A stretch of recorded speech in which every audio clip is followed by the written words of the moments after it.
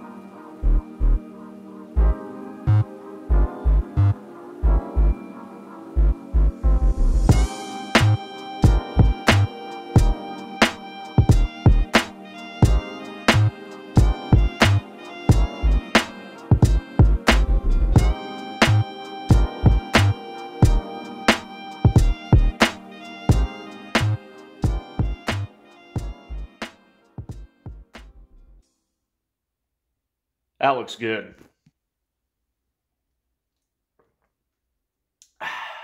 So we got her in, no problems at all, as expected with, you know, no accessories and no transmission on. The Holley mounts literally dropped right in. I just got some bolts that I had that were long enough that I threw in there. We're going to have to get the right diameter in there at some point, but I got a jack supporting the oil pan back there where the transmission would be. So this is about the angle it would sit in. You can see the mounts. Tuck it right up close to the firewall. Plenty of room up here for a radiator and maybe some turbos in the future. Who knows? But plenty of room is what I'm trying to say. But here's why we wanted to do this. The main reason is, like I said, I want to run my accessories down low. We can see right away, this is the stock alternator bracket from a 2010 Camaro. You know, not even close. The pulley hits on the subframe, the front subframe, not even the rear subframe, which is where I was worried about clearance, but, you know, not even close to fitting right there. So this is out. Just wanted, you know, had to try it. But the alternator itself, oop, I just broke the back case on, but, you know, you don't need that. But the alternator itself, which I'm still not sure if I'm going to be able to use this particular one or not, but if I can position this down here, show you guys that if we get one of those alternator relocation brackets that, you know, instead of being way out here in no man's land, kind of tucks it in more into here, into this spot, we might be okay. Even if we have to notch, you know, that section of the subframe right there. But we'll see. So I'm going to get that on order, probably ICT billet.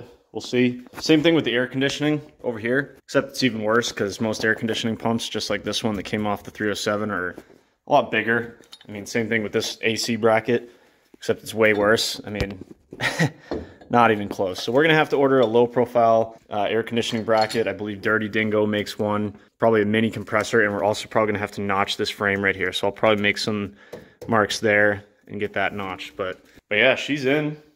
Seems to fit good so far. And I don't know. Let's see what else we got going on the list and see what else we can get done while we're waiting. All right, so if we walk over to the board here, we've got plenty to do. But I think what we're going to tackle next, because we have the parts and because it makes sense, is fuel tank. Your typical carbureted car, like every car from the 60s and 70s, most of them used a mechanical fuel pump, which would have been mounted down here, typically on the passenger side of the block, that would pull fuel from the fuel tank in the back up the fuel rail and into the carburetor, you know, as needed. Pretty low pressure system. I believe they're, you know, 5, maybe 10 PSI, and, you know, that works fine. All your modern fuel injection systems are going to use, you know, 45 up to 60 to 70 PSI, you know, at baseline. And it goes up from there, especially if they're boosted. The Z06, for example, uses a 1-to-1 boost reference regulator. So for every 1 PSI boost, fuel pressure increases by 1 PSI as well. So you need to do a high pressure fuel pump if you're EFI swapping your classic car. In order to do that, you have a couple of options. You can kind of retrofit external fuel pump and you know, sump your stock tank. Drawbacks there are the external pumps are typically loud and you know, fabrication involved on your stock tank. The other option is buy another tank, and that's what I did. So these are the parts we got in front of us here. This is a Tanks Inc. 69 Camaro fuel tank, and it's got notched corners, which I'll show you once it's installed, is important for if we ever want to do a mini tub and fit big exhaust on this thing. And to make up for that lost volume, it's a little bit deeper. Got some fuel line, some AN fittings, fuel pump fuses, and fuel pump modules. So let's get all this stuff unboxed, take a look at it, and we'll go through it. All right, so we got everything unboxed here. Here's the tank. So I was talking about, it's got the notched corners. Really nice looking tank, brand new from Tanks Inc. They do a lot of stuff for EFI swapped, you know, classics. Here's the second and most important part, the in-tank pump module. So this is basically like a fuel hat that most of us fuel injection guys are used to. So basically it's going to have a feed and return, and then just your standard, I think this is an Aeromotive or, you know, universal Walboro 340 liter per hour in-tank pump that we're all used to. Gaskets, hardware, all that good stuff. Here's the actual hat.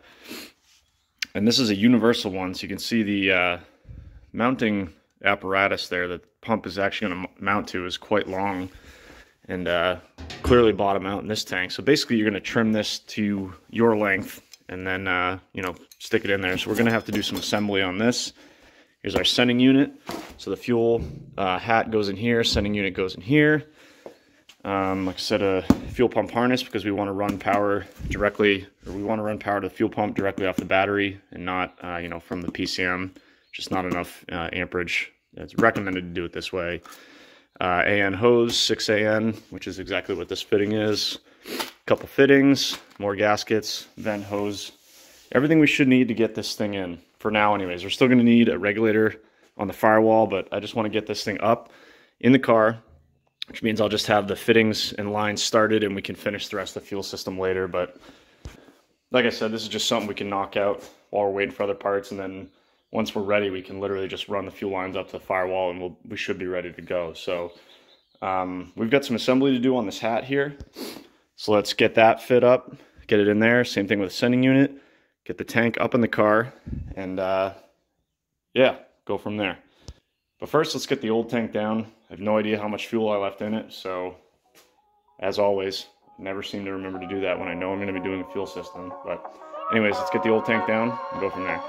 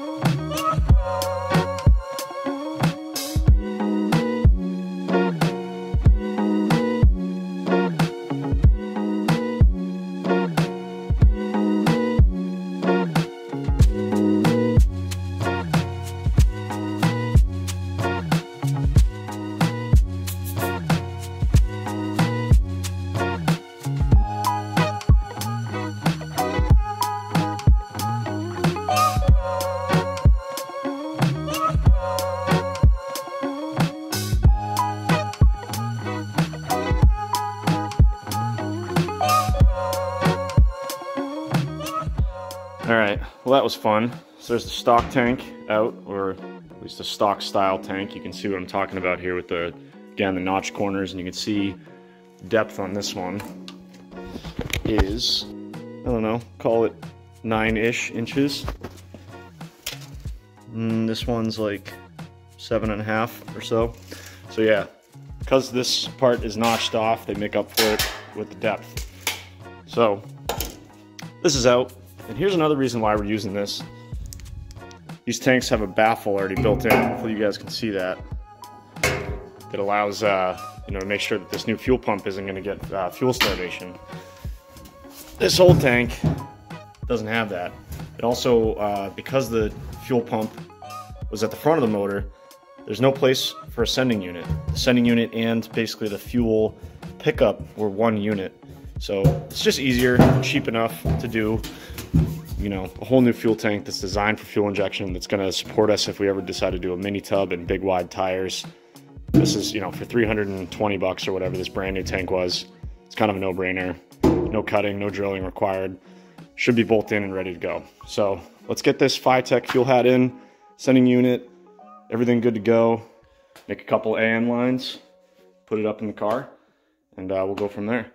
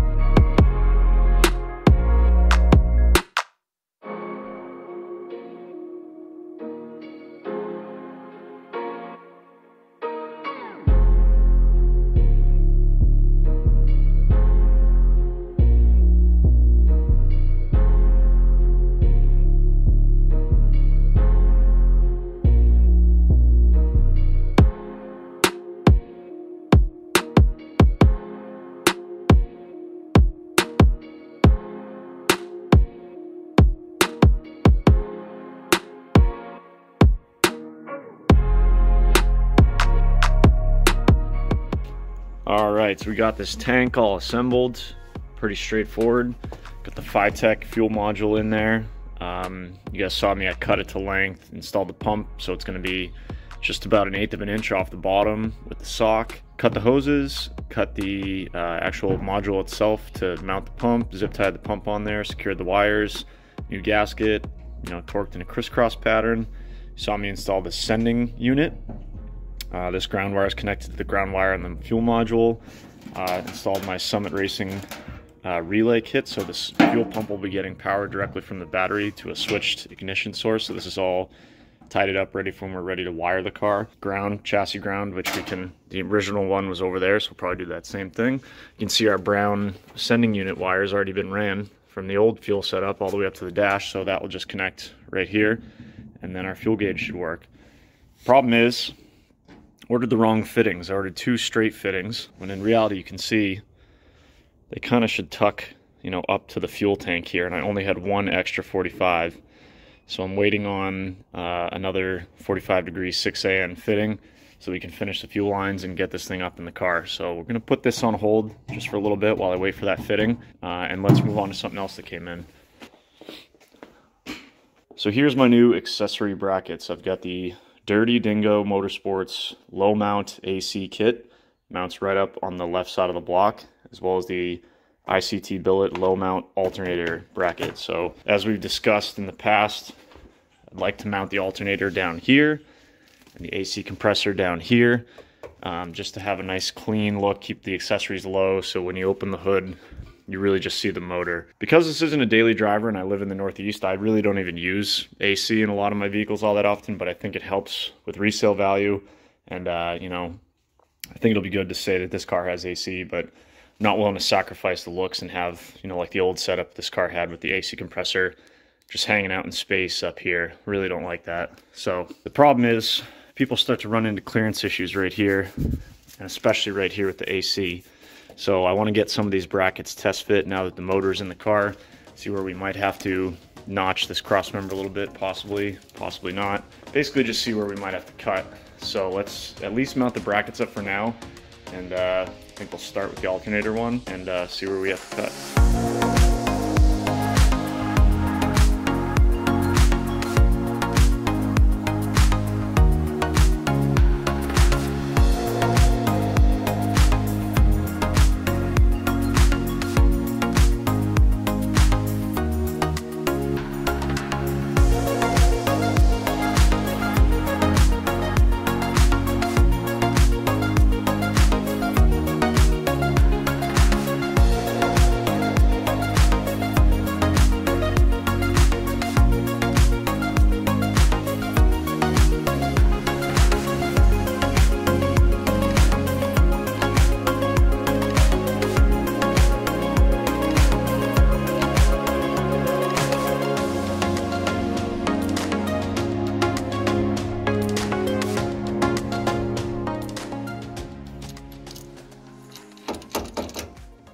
Got good news, got bad news. Good news, alternator fits perfect. The 2010 Camaro, which is also the truck accessory spacing, plenty of clearance in this existing little notch in the subframe here. We got, you know, more than a 1/2 inch between the alternator and the subframe there, and I think I even have this motor jacked up a little bit too much. There's no transmission hooked up, but plenty of clearance in the alternator. You can see the mounting stud for the power wire down there. Plenty of clearance around that. So good news, I don't think I'll have to do any notching on this side. So the ICT billet alternator bracket. This is the just a like truck alternator. I think I showed in the video. This is the old alternator, which not only uses a different mounting boss, but it's also much bigger. So probably wouldn't have fit. So not using that. But we got a cheap Amazon one, so I'm sure that'll be fine and never leave me stranded on the side of the road. Also got the Dirty Dingo brackets loosely bolted up, and this is where it gets tight. So you can see the existing little notch down here in the subframe, and unfortunately my air conditioning compressor is not going to be here for another couple days, so I can't really see what kind of notching we might have to do in this area. But another problem I realized, and I'm glad I realized it now, is the tensioner that comes with the kit will not bolt in with my Ride Tech sway bar here, or muscle bar as they call it. So I'm either going to have to space the sway bar down or massage this bracket and or tensioner a little bit, or maybe a little bit of both, but that's not the end of the world. So, but the brackets themselves fit. Everything bolts up super easy. Obviously this bolt is loose back here. Just wanted to do some test fitting. You know, no major issues. So now I'm gonna have to wait to get the compressor, see if it's gonna fit in there, but good to know the alternator fits. Obviously we're gonna use the stock power steering pulley and the water pump as well. And then we've got all the accessories we want, and they're all basically down low except the power steering, which is kind of neatly right here. And this engine should look really good in the car. So check back in once that air conditioning compressor comes in, and we'll see how much cutting we have to do.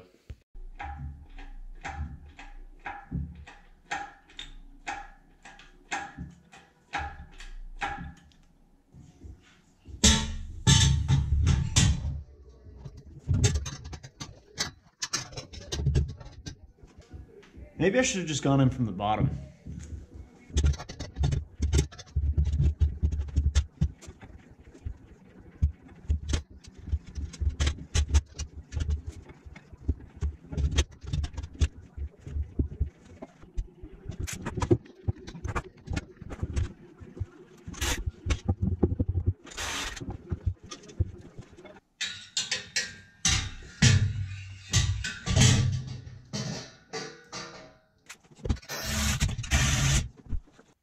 All right, guys, jumping around a little bit. While we're test fitting stuff, I figured we'd test fit these Speed Engineering 1 7/8 inch primary long tube headers. Passenger side, as expected, slips right in. No issues that I can see. Fits good, good floorboard clearance. Driver's side is super close to the steering box, but fits pretty good, you know, for the $290 or whatever these things were. If I have to, you know, massage this primary just a tiny bit, I think it's just barely touching. The motor mount is fully seated. The bolt is through right now, but it's just barely touching there. But, you know, we got some bolts in here. So I know that the interference is not a lot. So if I have to massage this primary, you know, especially because it's under the bend, you won't even see it from the top. Maybe just flap this edge of the steering box here. I think we'll get good fitment. You know, basically a quarter the price of most other headers. I can live with that. So we're gonna call the headers that they fit. Anything's possible with a hammer. So yeah, we're gonna be kind of jumping around a little bit more, just while we're waiting for a couple different parts. So let's look at the list. Fuel tank's half done. Let's do this trunnion kit. So those of you guys that watch me build the Z06 or are familiar with LS motors know that these OEM rockers use a trunnion here, this pivoty guy, and there's loose needle bearings in there that can sometimes come apart and fall into your motor, which you can kind of see them in there, and that's no good. So good to, you know, definitely a good wear item. If you can do a trunnion upgrade kit, do that while you have the valve train out. So let's knock these 16 out. You know, probably just time lapse that you guys have seen this before, but I'm gonna replace all 16 of these little trunnions and bearings. And then we can put the rockers on and probably measure for push rod so we can get those ordered as well. There's a chance that we'd just use the stock length push rod, but you know, high lift cam, high pressure valve springs, probably a good idea to go with hardened, so these stock ones aren't going back in. So let's knock this out.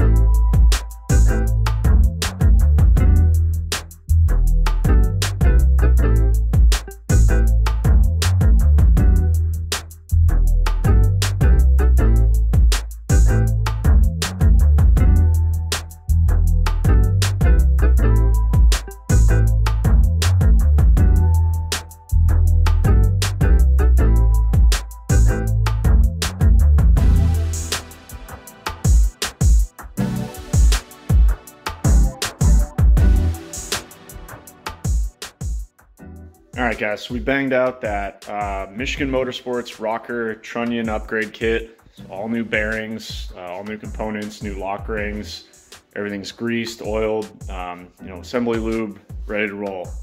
So we'll pop those in the motor a little later, then we can measure for push rods and get those ordered up. But in the meantime, let's just keep knocking little stuff off this list. Trunnion kit done, fuel tanks half assembled. I think the next thing I want to do is the gas pedal bracket. So this is our 2010 Camaro gas pedal. It is a drive-by-wire design, as most modern vehicles are nowadays, which means it uses a electrical signal to control the servo motor in the throttle body, shown here, to tell it how much to open or close. So if you're wondering why this throttle body has this design here, it's because there's a motor in here that is taking the signal from your pedal here, telling it how much to open and close. There's a couple different, opinions on whether to use drive-by cable, like these cars do, the older LS cars do, or drive-by-wire, like the Gen 4 cars do. So my Z06 is also drive-by-wire. Personally, I like drive-by-wire. I think there's more tuning options. It's just as smooth or, fast as drive-by cable. So, and in our case, where we have this, we already got the pedal out of the car. It was basically free. We don't have to buy another cable. Our Holley Terminator system is going to come with the right connection. It's kind of a no-brainer. But now we need to make this pedal fit in a car that originally had a cable come through the firewall right here and interact with a carburetor linkage right here. So we need to figure out a way to mount this to the firewall. We want to do that with as little cutting or drilling additional holes in the firewall. So let's get in the car and see what we might be able to come up with. All right, well, here we are in my favorite position in the car, halfway under the dash. So let me show you what we're working with. So here's our brake pedal, steering column, and you can see the firewall up there. You can see there's two little holes that are already there. Not sure what those were originally for, but they're there, so we may or may not get to use those. And right there, a big old hole, is where the original gas pedal bracket mounted and the cable went through. Might end up using that to pass through some wires. But in this case, stick our pedal up here. It almost lines up with those holes, kind of. At least up there and maybe down here. And if you bring it back here, you can see that's just about where the pedal is going to need to be. Probably not going to need to bring this side up a little bit and give us room for pedal travel, but let's go dig through the scrap pile, see what we can come up with. I'm going to see if I can utilize that hole up there and this hole down here. Maybe do some through bolts with some spacers and a little bit of bracketry. Get this thing mounted where it needs to be, nice and rigid, and we'll be good. All right, dug through the old steel scrap bin there and the aluminum scrap bin. And just right on top, we got some options here for brackets. These are aluminum. All this is steel. These are actually all parts off of the 69 Camaro. I think most of this bracketry was for the vintage air kit and the alternator. This is what I was talking about with, what I wanted to do a low mount setup is the AC compressor was hanging out like way up here, no man's land. So this is why I never throw this stuff away. It can always come in useful if you got a welder and a grinder. You can always make this stuff into something. So anyways, I think my plan is, I don't know if I'm going to use aluminum or steel yet, but I'd like to use aluminum just because this stuff is like, I don't know, 1/4 inch thick steel. Probably overkill for what we're doing. But anyways, I think what I'd like to do is, if this is the firewall here, space these out, or space it off the firewall a little bit, through bolt a plate like this, probably angle it a little bit, and then we can just mount the pedal right to it, and then we can kind of adjust, the angle at which the pedal sits and also the, XY location of it, get it right where we want it to be. So that's kind of my plan right now. I'm gonna use those two holes in the firewall that are already there. I'm just gonna start cutting, grinding, bolting stuff up, working under the dash. It's gonna be hard to film for you guys, but try and update you along the way, and hopefully we're done here. We got a working gas pedal that we can just plug in and we'll be good to go.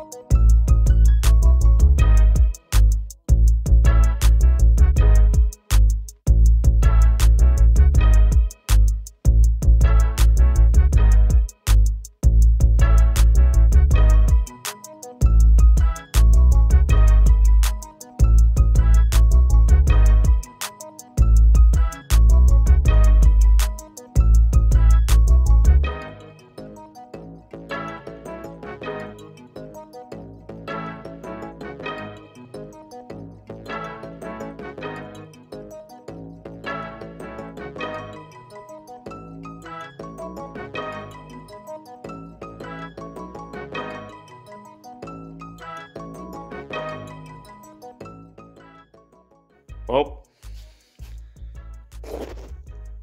certainly isn't the prettiest thing I've ever made, but is it gonna work? Absolutely. So here's the gas pedal bracket that I came up with. So where we started was, I know I said I was originally gonna use aluminum, but I decided steel will probably be a little bit more sturdy for when a Subaru pulls up at me on a traffic light and I stab the pedal through the firewall into another zip code. We want to make sure it's sturdy, so we went with steel. But this is actually what used to be the original motor mounts out of this car. Here's the other one I got left over. So you can see them side by side. Trim some of the fat off we didn't need. Pop that bushing out of there, and took about a 1/2 inch off from each side, and then welded it back together, and then put another piece of scrap I had up here, welded these 2 tabs on, welded all that together, smoothed it out with the grinder a little bit, and quick coat of paint, and there we go. Made a big mess, but you know, it's done. So this way, pedal will bolt on to this bracket here, like so, and then just bolts right up to the firewall. Also welded some hardware through the bracket and gave it some tacks so that I don't have to be having, someone hold the bolt in the firewall and then screw in from the other side. So we can just pop this through and then tighten these nuts on the other end. So yeah, I mean, I think there was brackets online for this for like almost $200, and with a little bit of time, we just made this for free. Again, not really the prettiest thing, but it is sturdy as hell, going to be very functional, and I mean, it's under the dash, you're never going to see it, so I'm happy with it. So let's bolt this pedal to it, bolt it to the firewall, and see what it looks like.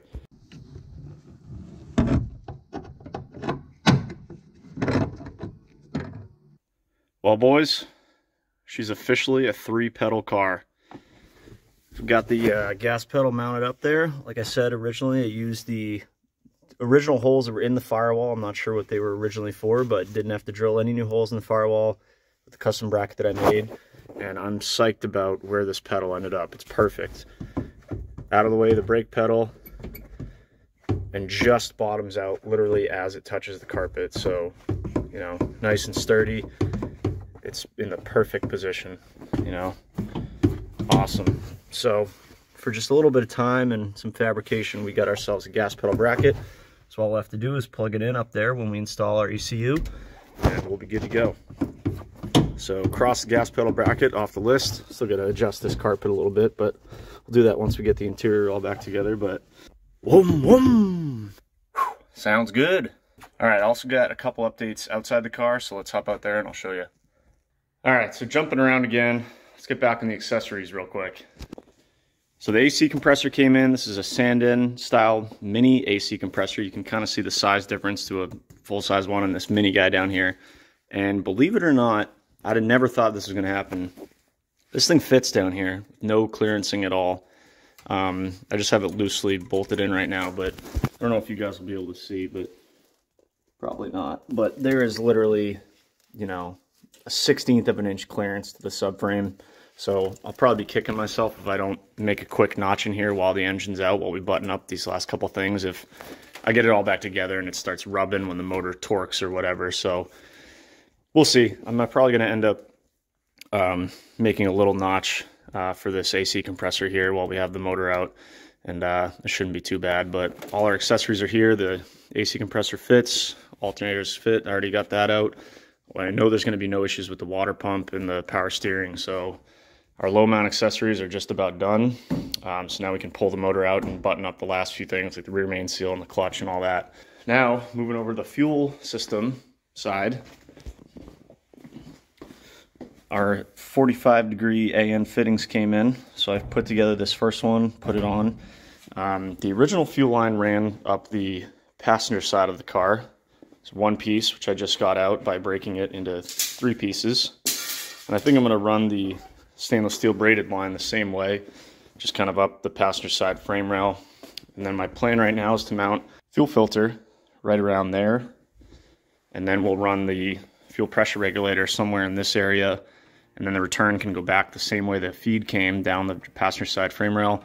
And then over here to the fuel rails is where our feed will be. So that means we need to make a line that goes from here to the fuel filter, because that's the pressure side, and then the return line we'll just leave long because that's going to end up going all the way to the front of the car.